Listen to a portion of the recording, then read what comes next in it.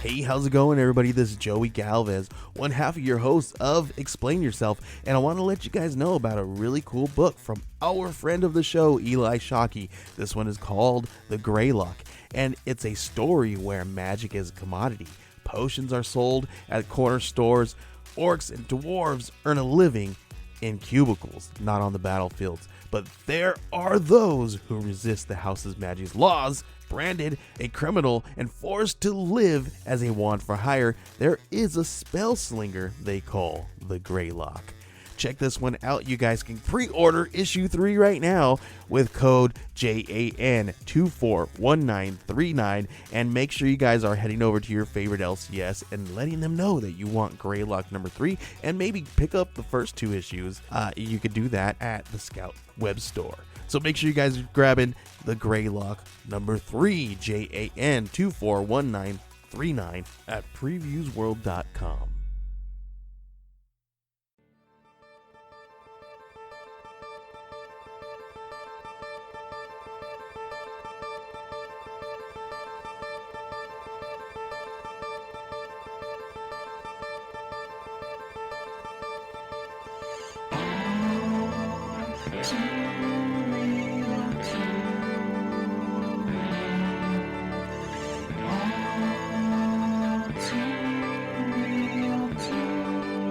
Okay, everybody, welcome to the latest episode of All Too Real 2. My name is Michael E. Cullen II, and with me, as always, via Zoom is Sesame, Amit, and Cardo. And by the way, it's not through Zoom anymore. I forgot about that. We're on Google Meet because Zoom decided to limit their time to 40 minutes. Yeah. I'm not happy with you, Zoom, if you're listening.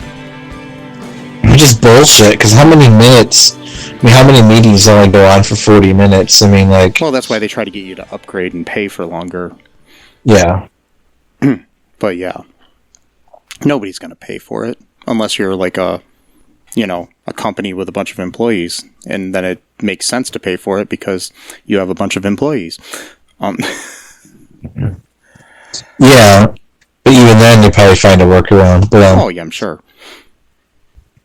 Or they just carry out their meetings through carrier pigeon.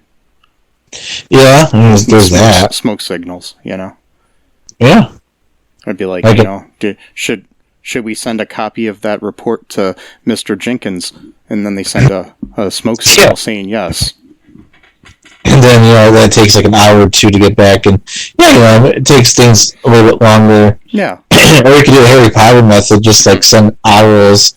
Yes. Which never really made sense to me. It's like you're in a magical world where you could pretty much do anything through magic, but yet your means of communication are sending letters to owls and having them travel like across the country to deliver said message. And this is the same world we live in, really, technically. I mean, if you watch it, so, I mean, it's modern times. It's not like it's stuck in the past, so they could just email people. See, that's what I never understood about that book or that series. Much like I don't understand the author of said books and her political views. Anyway, email people, pick up the telephone, something. It'd be a lot easier. But anyways, speaking of things that kind of make sense and kind of don't, the Moon Knight episode 6 finale here. That's what we're going to talk about today. Yeah. So, initial thoughts here. It was alright. I didn't like it that much the first time I watched it, and then I watched it again, and then we didn't review it last week, so I didn't watch it again for like another week, but then I just rewatched it just now for a third time, so I still don't like it as much as episode 5, but I do think it's a decent episode overall. It was decent, but it's still the whole Marvel not knowing how to stick a landing really well, in my opinion. Yeah, especially with their shows, TV shows. And sometimes they're movies where you got the formulaic thing. I mean, with the exception of you didn't really have necessarily a formula when it came to Doctor Strange, but yeah. But a lot of the, this had the same kind of formula. It's, we got a evil monster we got to fight at the end. Yeah, like and then they had that, and they even had like a Shang-Chi type of moment where Amit is like physically getting larger from all of like the corrupt souls that she's eating, which reminded me of Shang-Chi when those bat-like creatures were stealing the souls of people and feeding it to it literally reminded me of the exact same thing. Like, I've got comments to bring up about that when we get to that point. Okay. Sorry if I ruined it already. No, you're good. I just, I've got a thought, and I just got to remember to bring it up. Just remind me. I will. Okay, so what went down in this episode? Mark is in the field of weeds, and Arthur and his people drag Mark's body out of the little puddle that he's in, and they take the Upshati or Upshati or Ushpati, forgot the name of how to pronounce it. Ushpati of Amit that he was holding in his hand, and Arthur does like his whole apology thing where he's like, I'm sorry that it had to be this way or whatever. Mark Spector, Stephen Grant, or whoever else might be living in there. And then Layla kills one of the henchmen, and Arthur hears something, but he just, I guess, ignores it, whatever, I don't know. And then he goes off, in his merry way to, release Amit. And then, meanwhile, Mark is in the field of weeds, just sort of, soaking in, his moment of peace that he's really never had throughout his life, or most of his life. Every time you say Field of Reeds, the Sting song Field of Golds pops in my hand. Oh, really? Field of Gold. It's a good song. Wow. Look it up. I will. I never heard it.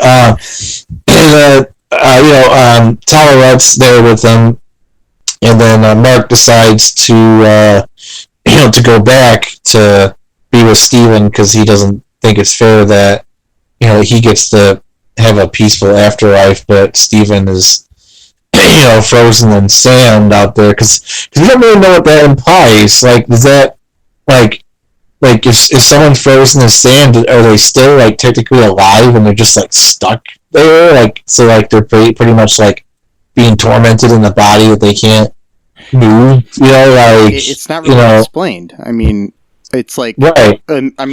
I guess it's different in a way for Mark and Steven because they're kind of one person but two people. It's yeah, but so Mark's heart was balanced, and then Steven. Well, the thing is too, Steven's heart could have been balanced too, but he jumped off the boat, so that's how he ended up out. So his is sort of like an accidental type of thing, but so he goes back and. Talarette says, it doesn't really quite work that way because you're manifesting your afterlife. That's what she said, you're manifesting it. So that kind of gives credence to some of the theories that were out there about, the ancestral plane and stuff of, if this is actually really happening or if this is sort of just, in the imagination of the person, what they want to see or what they've been conditioned that they're supposed to see, So, in the case of Black Panther, he was told that's what the ancestral plane looks like, so therefore, to him, that's actually what it does look like, even though it might not look like anything, really, but just, his consciousness projects, that. That's kind of an interesting little point, My other question here about this is okay, so, if you... Do you hang... you asked this before on previous episode. Do you just hang out in that field of gold? Field of reeds, if you're... going to quote-unquote heaven? See, I think that's the entrance, because I can imagine, that being very enjoyable for too long. That really would be much more enjoyable than hanging out in a field of sand. Not really. Yeah, exactly. I mean, well, I guess we have more sunlight, but yeah, that's about it. Mm-hmm. And plus, too, how come there's no one else there? So is he the only person that's allowed to be there? You think they would see other people also in the field of reeds? Or do you each have your own separate field? Yeah, well, maybe you only see yourself at the time. Who knows? I think it was really supposed to be like an entrance point that you go into. That's like the sort of the gate. Like, yeah, I think that's what it was meant to be. So he was kind of just sort of taking it in, hanging out for a while, which makes sense. I mean, if you're going into heaven, it might be a little bit of a shock to just immediately go. So like you gotta have like a little easing in, just like if you're going to a Detroit Tigers game, you don't want to go immediately into, Comerica Park. You need to go through that gate to get into it, right? It's the same thing, right? No. Kind of. I don't know. I mean, I'd be okay with just manifesting into the field, but like whatever. And then, so yeah, he goes back for Steven.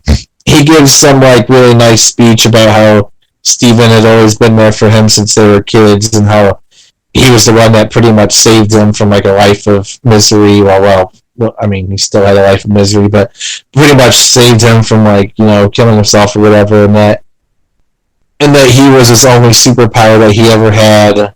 So that was kind of a nice little moment. And then he puts his heart on top of Steven's hand, and then it glows, and then they both Mark turns into sand with Steven, but then Steven gets back to normal, and then Mark gets back to normal, and then the gates or the door opens to go back to the earthly plane, and but then the sand starts like rising to like claim them both, but then Tolerette in the boat like crashes into the sand to like stop it from like consuming them. So then they go through the door, and then that's when Mark wakes up, from the puddle that he was in. Because I forgot to mention, so like Arthur like put like the scarab onto Mark's chest. I don't know if that's supposed to be like an ancient Egyptian rite or something like that. And then Layla steals the scarab to like follow Arthur and his people to find Amit, because now they know where Amit is, so he just scarab, which seemed like an almost convenient thing too, because it's like, why would you give up the scarab even though you knew where Amit was? Like, why would you just keep it around with you anyway? I mean, that's like saying, oh well, like that's like saying he shot Mark with the gun, so now he's just gonna drop the gun and not keep it. Like, why wouldn't you just keep it with you anyway? But whatever. So that was kind of convenient. Of some kind. Yeah. So Layla, she takes a scarab and it guides her, to wherever they're going, and then she finds him at like the temple where they were before, when they had like the conference or the sort of interrogation of Khonshu, and Arthur kills all the avatars, including the really nice one that told Mark about the how to find the what was it, that dude, that sarcophagus. Yeah. So even her, which I was hoping that she would have stayed alive, but no. And then he goes into his whole speech about how the gods have been hiding things from humanity, blah blah blah. The whole villain speech, And then he releases her. My theory was true, by the way. Well, partly true. Where when Amit is resurrected, she says that Arthur's scales are imbalanced or unbalanced. Yeah. And then Arthur was willing to accept, her decision whatever because his outcome was. Yeah. Yeah, which that was my original theory from like way back in episode 1. Mm-hmm. But the twist is that she didn't kill him, so that's the twist. But which is interesting. So, by the way, the CGI is great. Amit looks really cool. she says his death is delayed if he serves her as her avatar, her official avatar, because at this point he just was like a sort of self-proclaimed avatar, I guess, of Amit's. Just, but and she says, you know, your scales are unbalanced for what lies ahead, but what lies ahead is your service to me. But then, well, why would his scales be unbalanced by serving her? Because the whole point of Amit is like extreme, like perfect justice. So why would him being her avatar make his scales unbalanced and then worthy of death? Like, that literally makes no sense. Whatever. Okay, that's an academic point, I guess. But and then she says, "Oh well, I once entrusted myself to someone whose scales balanced perfectly, and then for that I was imprisoned for 2,000 years." So it's like, well, wait a minute. Your whole argument and line of logic is that you dispense perfect justice. Everything's about scales balancing, but you're saying that your previous avatar, whose scales were perfect, betrayed you, but yet you want someone whose scales are unbalanced to serve you. Well, that completely goes against your entire line of reasoning. So was this perfect person Alexander the Great then? Yeah, I'm assuming that's the one she meant, because that was what they. And I just don't know if I would see him as being perfect. Well, that's what. Well, maybe in her mind, you know, he was like setting up like a sort of world order, I guess, because technically he did conquer the known world at that point, and maybe in her mind that would lead to like a more civilized society where, you know, there's like a trade route and people can, you know, sort of, I don't know, I mean, exactly. Technically, though, he like committed genocide and you know, other things. Well, but maybe it just goes to show that she's kind of a hypocrite, really. Or that the people that he killed were people that she wanted him to kill. I don't know. I mean, I guess you could argue that all those people just so happen to be people that would do something bad in the future. So she was like telling him the exact people to kill. That still doesn't make any sense, because it wasn't like Alexander the Great personally was going around killing people in battle. He had soldiers, so what? He was telling each soldier, "Oh, I only kill this specific person on the battlefield." How would you even manage that in the heat of battle? It's Hitler or any other, you know, leader in history who has people following them in a, you know, military. They're not personally killing everybody. Exactly. I mean, he may have himself been in the battles himself, but when you're fighting around like hundreds or thousands of people, there's no way you're going to just be able to target like the exact right people. It's just not. So whatever, that was a flaw in the writing. Fine, whatever. Fine, TV. Well. It's fine. That's probably who she meant, or she could have meant someone else, and maybe Alexander the Great was a previous avatar, and then the one after him maybe was the one that betrayed. They put it in his sarcophagus. Who knows? But as a hiding place. Yeah, it's hard to say. Do we get to the point where Layla becomes a temporary avatar yet? No. So she. Yeah. So she goes. She finds, you know, where they released her, and she finds, you know, the Upsashi of Khonshu, and throws on the floor, and he tries to ask her to be, you know, his new avatar, and she's like, "No way, like I'm not doing that." It's like you turned Mark's life into a waking nightmare. It's like, I'm not gonna, you know. He's like, "Well, that's the only way we can take on Anna," and she's like, "No, I'm just not gonna do it." So then he just disappears. Yeah. And then she becomes Toweret's or Towerit, however you pronounce it, temporary avatar. Yeah, which is pretty cool. Yeah, I mean, her costume was sweet when she was in that. Even though I did find it to look a lot like the golden costume that Wonder Woman wore in Wonder Woman 1984. Oh, okay. See, I haven't seen that one yet. You should. I mean, it's worth watching. It's not as good as the first Wonder Woman, but it's good. Okay. Yeah. It's better than all the reviews seem to say it was, in my opinion. But yeah, I always just avoid reading reviews until after I've watched something. Yeah. Yeah, it was kind of turning me off at first, and then I ended up watching it like a year after it came out or something. So, but you're like, oh, that's pretty cool. So what I don't understand though about her costume is, so are the gods just able to like make any kind of costume they want? Because I thought with Moon Knight it made sense because he's like Moon, like like it seemed like connected to. I mean, it himself, you know what I mean? Like, I partially think maybe the costume just fits the person or personality, because like that's why Moon Knight has two different costumes, at least that we've seen so far. Right. Okay.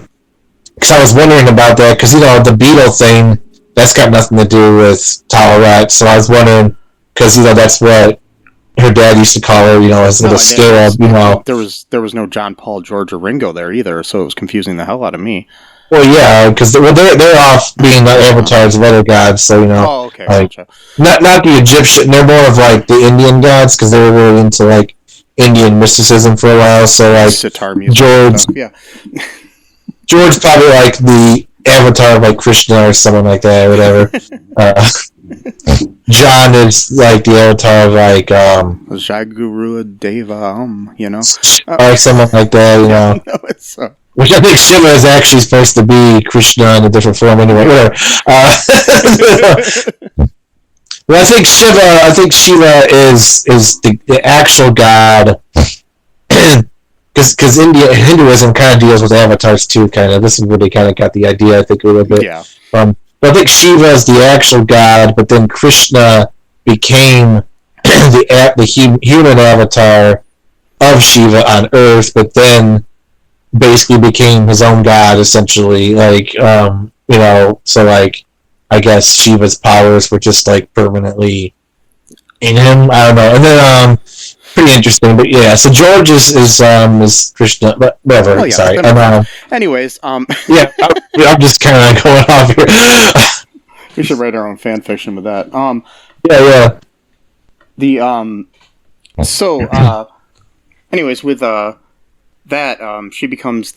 Layla becomes the avatar for Taweret.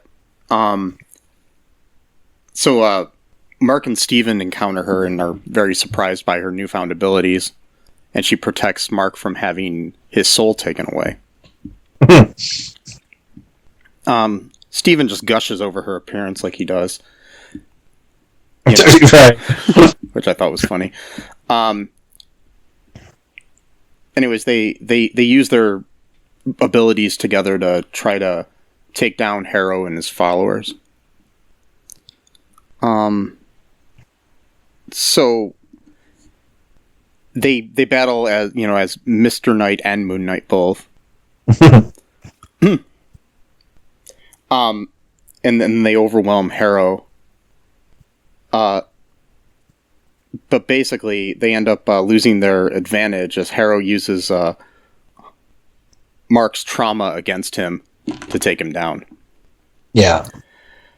So, both Khonshu and Mark are pinned down in this fight. When you've got like what I was going to bring up is you've got like these huge avatars of, or not avatars, but of, big Khonshu and Ammit fighting each other. Mm-hmm. It's like Godzilla and King Kong just fighting each other. When I watched it, that's what I'm sitting here thinking. Like, yeah, I was wondering about that. A Godzilla movie. And what I think was happening though was that I think this was like an invisible fight that like nobody else could see happening, and what we were really witnessing was Mark and Harrow fighting each other, but then that was like a representation of the actual fight going on between Ammit and Khonshu, because it seemed like whenever Hero had the upper hand, that's when Amit would have the upper hand, and whenever Mark would have the upper hand, Khonshu would. So it seemed like nobody else could see what was going on, because you'd think we see like these huge people fighting each other. That's what I'm wondering if that's if other people could see it, or if it was just happening, where only the avatars could see it. Yeah, and even them didn't seem like they were paying attention. No. To it either. I don't know. Actually, I'm not sure though, because it does. Because when Mark, because what happened was Hero almost kills Mark, but then the whole flashy thing happens again, and then all of a sudden he's got the cane on Hero's head, like he killed him with it or whatever. Basically turned into Jake Lockley, essentially, and then or that's at least the theory, and then there's a bunch of dead people surrounding him with a bunch of fires, so he's probably did a whole bunch of violent shit and then killed Arthur Harrow. And then but then as we see that though, we see Amit though is dragging Khonshu, so it's like, well, if that's Harrow it's confusing to think whether we can see it or not. Did you happen to see the Book of Boba Fett TV series? Well, I saw. I don't know if it was the 7th episode. I don't know how many episodes there were. I saw the last one that they had, and I haven't checked it in a while. But okay, because it's only had one season, and I think it was 7 episodes. But okay, well I watched the season finale. I'm pretty sure it was the finale. Had this big battle where it was kind of Godzilla-ish too, with a big Rancor monster. Oh yeah, okay. So I'm just like Disney Plus. Are you just copying and pasting these things or what? So. Well, it seems like they are kind of, because we're getting into the monster aspect of stuff. We got Amit, like you said, it's kind of like a Godzilla type of thing. We got a lot of tentacle shit going on lately in the Marvel movies. Yeah. We got that tentacle monster in Shang-Chi. We sort of had a tentacle-y people in the Eternals. They kind of had tentacle stuff going on, and then Doctor Strange. Yeah.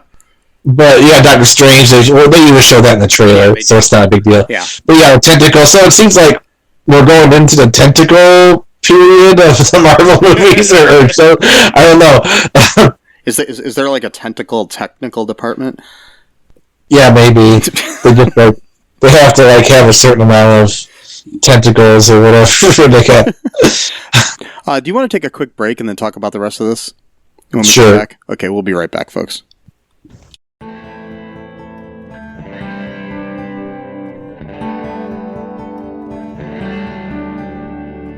No Outlet Live. Hey, I'm Jay Remy, host of No Outlet Live. If you're in a podcast that explore any and everything, check us out. We stream anywhere you listen or watch podcasts, or just type No Outlet Live, one word, in your Google search bar to find the show. Live Saturdays at 7 p.m. Eastern Time on Facebook. No Outlet Live, your road to boredom ends here.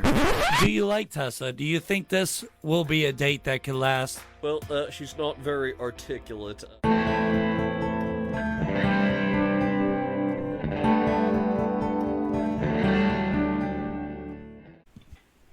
And we are back. Heck. In black. Yeah. It's a fact. It sure is. Well, at least I'm wearing a black t-shirt. I don't know. Anyway, so... Yeah, I think I am too. I'm wearing the Pink Floyd black t-shirt. I'm wearing a My Name is Earl black t-shirt. Cool. Yeah, so, You know what we're not wearing, though? We're not wearing white t-shirts to symbolize white supremacy. Which... like the people down the street from where I live. Yeah, we're doing a rally, yeah. Mm-hmm. Well, a rally is a generous term because there's 7 people. But, whatever. Got a half a dozen to a dozen people. It's kind of hard to say. Kind of sad. Mm-hmm. Yeah. But in this day and age, it's just sad that those exist, like where they think that, with signs that say like no, I mean only white babies and you will replace the white man. Oh yeah, we're so like it's just like so sad where it's like how insecure you are and how much you're projecting to the world, like all of your insecurities. Like it's like you get like almost secondhand embarrassment from watching it. 'Cause it's like oh man, like they really don't know how much they're revealing about themselves to the outside world. It's like, but they were not revealing their faces. Oh, of course not. See, that's the thing. They only wear masks to hide their identity, but I'm pretty sure. And I think it was like 85 degrees out, and they're wearing ski masks outside. Yeah, well, because they don't want their identities to be shown because they're. But I'm just worried about their health. That's gotta hurt. I mean, that's really. Well, I'm not worried. I hope they do get sick. Joking when I say I'm worried, but exactly. But like I said to somebody earlier that yesterday was Friday the 13th, right? So maybe they got confused and thought today was Halloween. Yeah, that could have been it. Or maybe they meant to do the rally yesterday. Like, oh, it's Friday 13th. Get it? Spooky. I mean, it would have been cooler if they were all standing there wearing Jason Voorhees masks. I mean, I'm not saying I'd agree with them, but at least it would have been a different change up in their costumes. Yeah. They didn't think of it though, but no. Or Michael Myers masks or Freddy Krueger. I mean, just be creative, people. Just something, yeah. Be creative with your racism. Anyway, so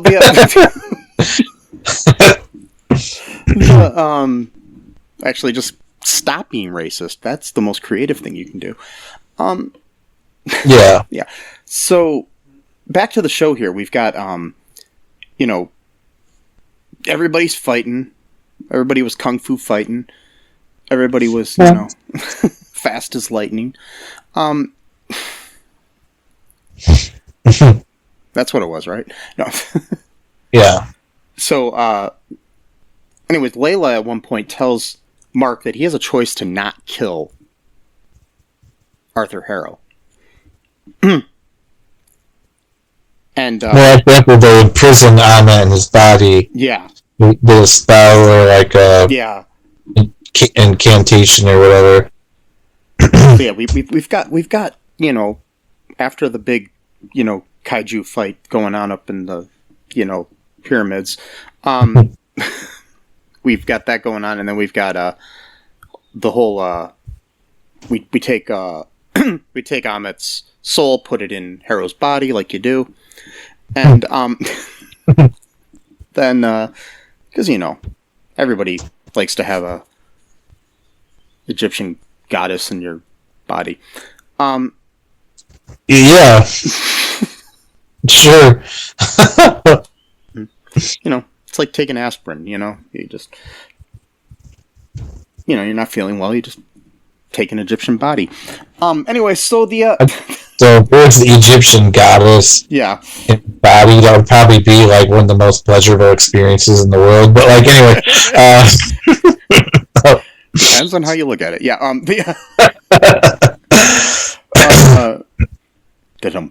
Anyways, so he basically, what ends up happening here? Because you probably know more than I do.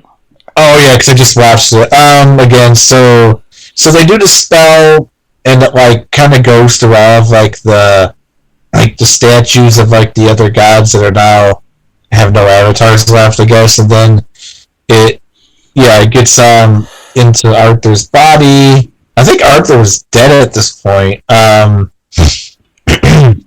think, and then like it's like you'll never contain me, blah blah blah, whatever, and then Khonshu tells Mark to kill both of them, and then Layla gives the whole speech of like, no, you have a choice, you don't got to be a killer, blah blah blah.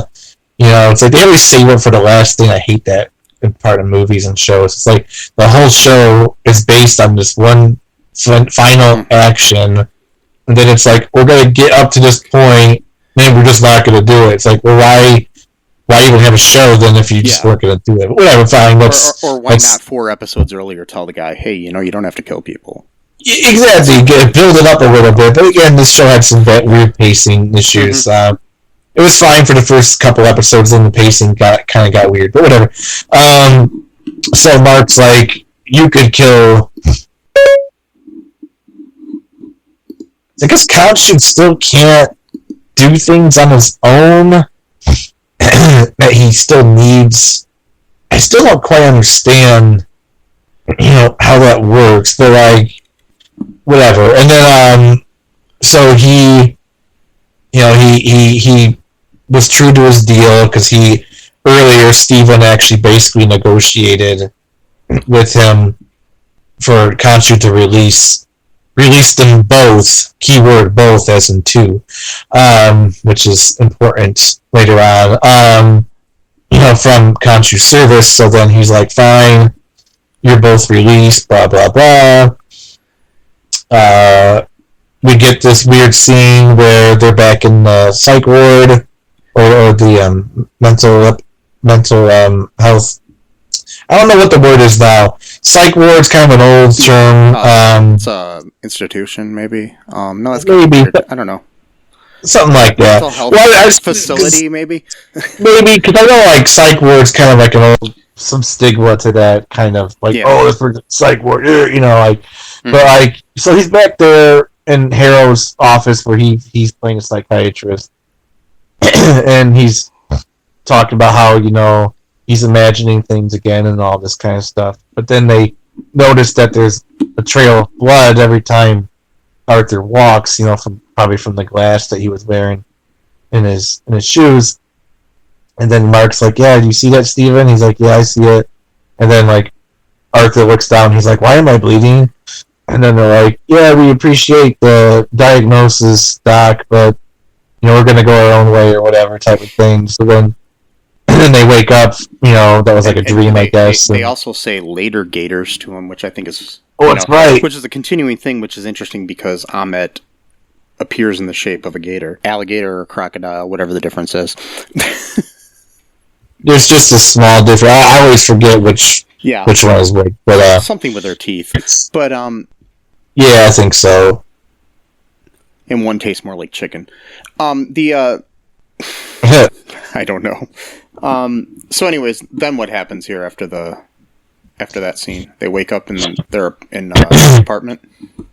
Yeah, they wake up at Steven's apartment and they're just kind of talking to each other, and then they forgot that their leg was shackled to that thing and fall to the floor kind of thing. They're like, oh shit, whatever, It's like, I can't believe you live in this sort of mess or whatever. And then we roll the credits for a few minutes, and then before that, though, while they're in the apartment, you do see their fish tank and it has 2 fish in it. Oh, that's right, yeah, there are 2 fish now. And and then we get credits for like maybe a minute or two, and then we get like a post-credit scene, and it's Arthur. He's like in a psych ward, or Arthur / Ammit, and I'm not quite sure. Was Arthur dead, or was he just like unconscious at that point? Like I think that's interesting. I don't know if it was Arthur or Ammit that is in this last scene. No, but I mean, like when they took Arthur to the thing, was he dead at that point? Was he killed, or was he? No, that's what I'm saying. I don't know. Oh, okay, gotcha. And then I don't know who is actually controlling the body at this point. Oh, okay. Yeah. So I'm assuming Ammit's dead, but I don't know.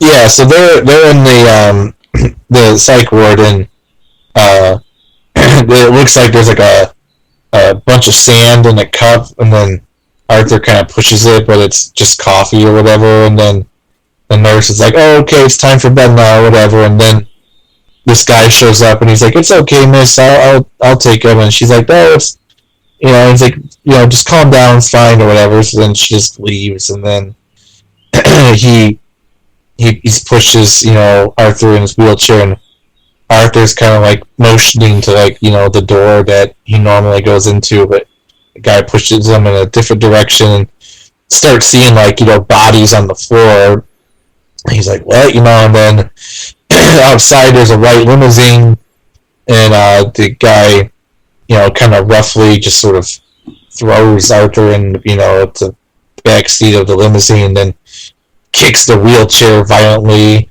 Like, oh god, we got ourselves a violent guy here. And then, Khonshu sitting in like a white suit in the other side of the limousine, and Arthur / Ahmet's like, oh god, like really, like you can't hurt us, like are you serious or whatever? And then Khonshu's like, oh, you thought that I really wanted Layla to be my second avatar? Like, no, that's not true at all. It's like Mark has no idea how troubled he really is or whatever. And then he's like, he like knocks on the window and he's like, I want to introduce you to my friend Jake Lockley. And then Jake is speaking Spanish, I think, or Espanol, and he's like, now it's your time to lose, and shoots Arthur a bunch of time. And you can see like the lights coming from inside the limousine, like almost like a Godfather type of scene, and then it just drives off, and then that's it. So apparently Ahmet's dead for real now. So yeah, apparently. and then we got Jake Lockley now as probably the new Moon Knight, which is quite scary because he's super, super violent. And it'll be interesting to see if we have a follow-up of any kind and when it will be, because what I read months ago was that Oscar Isaac only signed on for this one project. So it's still going to be interesting to see where this goes in the future. I do hope we see him or Layla or somebody else again, from this show. Right, yeah, exactly. But there is something kind of cool about this not being directly connected to the rest of the MCU as well. Yeah, it would be. I mean, technically it is. I mean, at least that's what I think Kevin Feige said. Yeah. But so far it doesn't really seem like there's really any connection there was to any no of characters in this. I story. mean, there might have been some mentions to things that happened in the other movies, so I think, like, rough mentions, but overall, it's not like, Tony Stark shows up at his door. I mean, even though he's dead, but, it's not like, I don't know, Hawkeye shows up at his door or something, So. Yeah, like, oh, we'll help you guys out or whatever. Yeah. Yeah. So, I would hope for a second season. If not, then maybe at least a movie. Show up.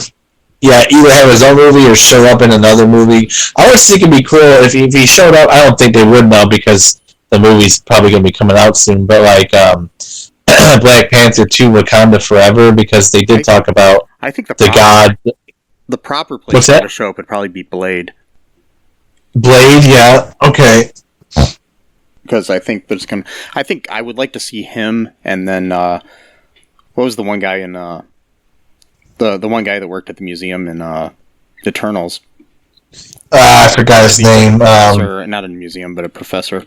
But anyways, those two, I think it would be interesting to see Moon Knight and both of them show up in the Blade movie, which was kind of teased with the other guy in Eternals. So yeah, because he's got the ebony blade,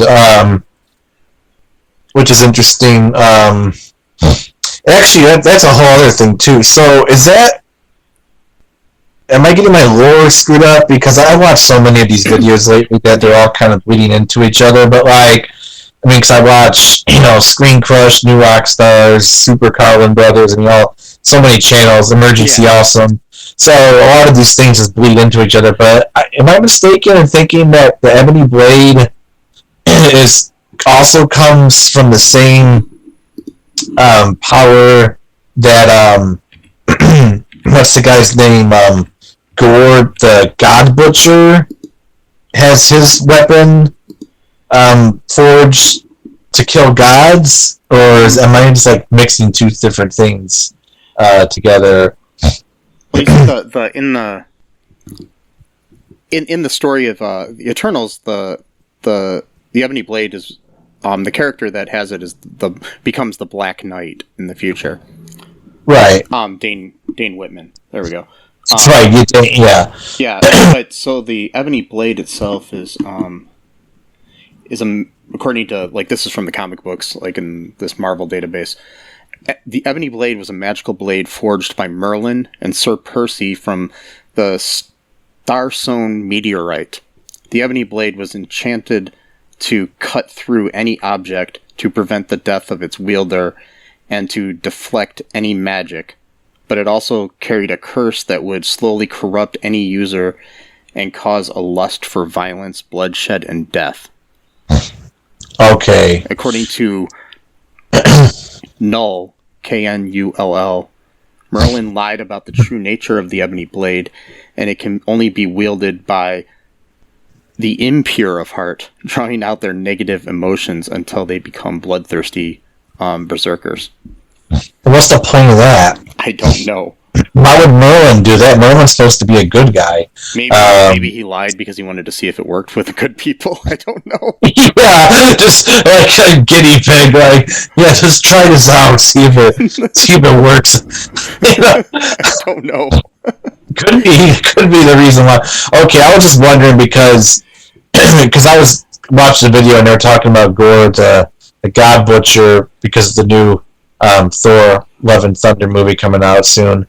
And apparently the comic lore, at least, I don't know if they're going to do this for the movie, but was that he like prayed to the gods to like help save his family or whatever, and then they didn't get help, so his family and like his whole people were killed or whatever. So then he pretty much became like an atheist essentially. But then he ended up seeing two gods fighting each other. So then he realized, oh, gods actually do exist. So I did pray to them and they didn't help me at all. So he went from becoming an atheist to what you call a dystheist, which there's actually a word, dystheist, which it's a person who believes in God or gods, but actively hates them. Like, there's an actual word for that. Gotcha. So yeah, the difference between an atheist and a dystheist. So he became one of these, and then I guess he, at one point, the good god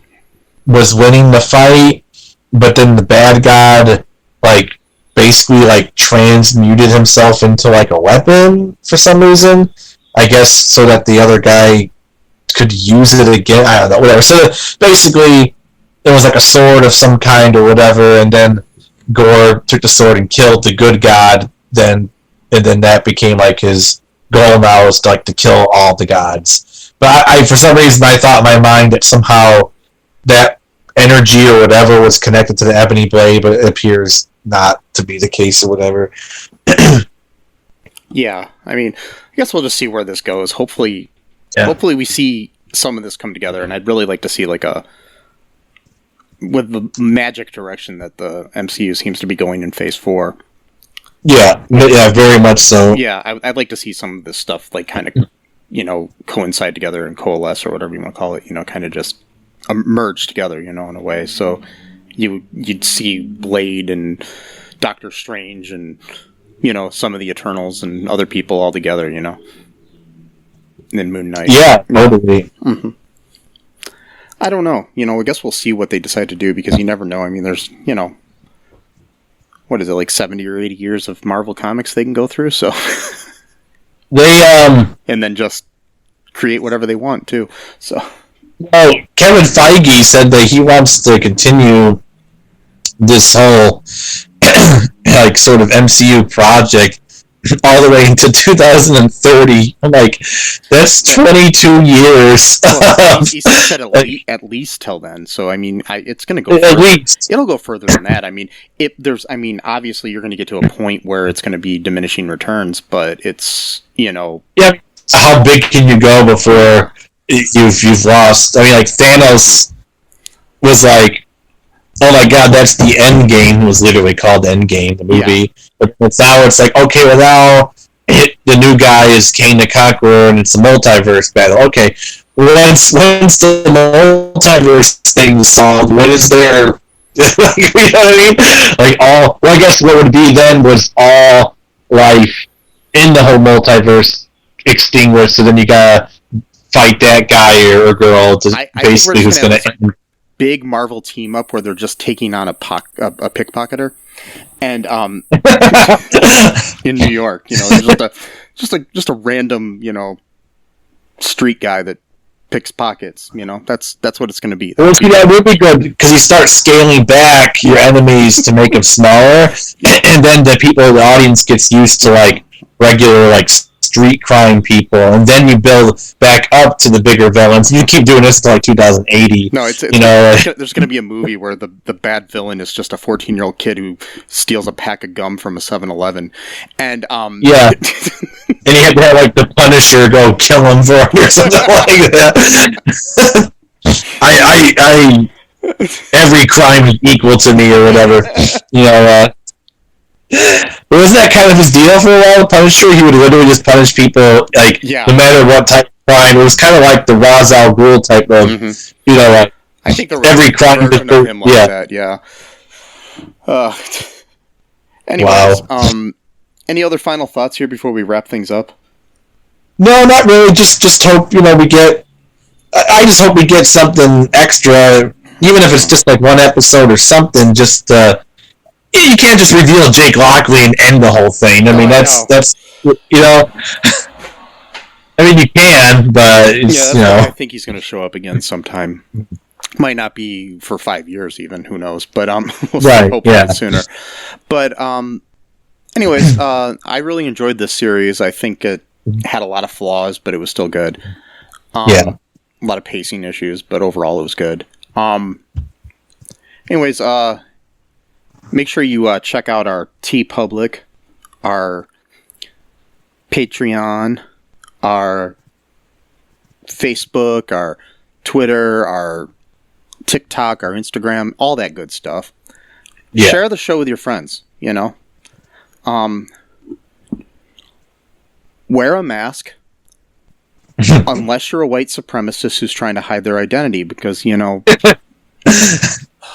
that just seems stupid. But anyways, so well, they're so proud, so loud and proud, though. They, that's why they're behind the mask. Mm-hmm. I mean, who are they afraid of? That's the thing I don't understand. They're afraid of the cops. I'm sorry to say it, but like a lot of the police are actually like they actually defend like right-wingers. So it's like if anything, like I mean, not actively defend, but more of like. It does seem like they go after left-wing protesters more than right-wing ones. Speaking of which, there's if I find it, I might share it in the show notes. There's actually a really good podcast I listened to about the co-opting of the Punisher's logo by corrupt police officers. So, well, not just them. Anyone who's right-wing may do the same exact thing. And they interviewed the creator of the design. So, it's a pretty good podcast talking about it. The Punisher, as a character, at one point he was actually going after corrupt cops as well. Like, he was not just, it wasn't just like street criminals he was going after, like, he was going after everyone. Like, so keep that in mind, folks. But, until next time, folks, be good to each other, love one another. Yeah. Don't be a supremacist. And, bye-bye. Thanks for listening to All Too Real 2 podcast, a Cullen Park production. Produced and edited by Michael E. Cullen II. Music by Matthew Hawes. Subscribe and share the show. Visit us at cullenpark.com.